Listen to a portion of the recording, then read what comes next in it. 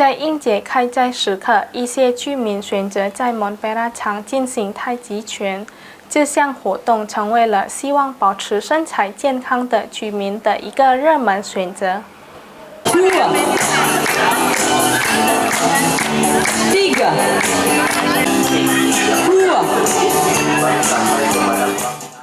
一些居民选择在开斋前夕通过练习太极拳来充实时间。太极拳是一种源自中国的身体锻炼形式。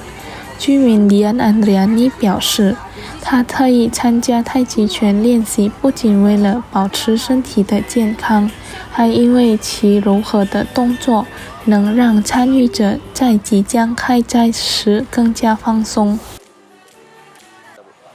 Itu menjelang waktu berbuka ngisi waktu luang biar fresh, jadi kan bervariasi sudah itu kan bisa menyehatkan juga, nggak bosan.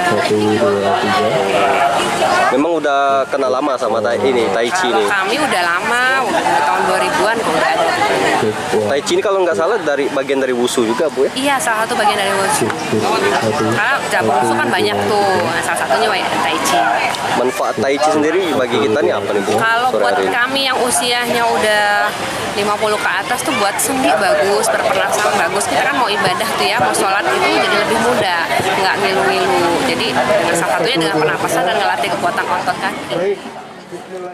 与此同时，太极拳教练 William 指出，太极拳结合了阴阳原则，强调两种互相对立力量之间的平衡，涉及柔和、宁静和身体的平衡，以及思维的敏锐。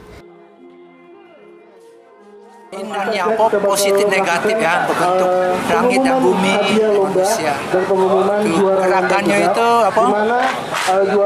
Lambat tapi tenaga gitu. Melatih kelenturan juga berarti nih, Pak? Iya. Dari kategori yang pertama ya. Dia punya basicnya itu kuda-kudanya, terus tangannya lomba mewarnai. Itu lembut tapi lentur. 因此，每个太极拳动作都能训练身体的柔韧性。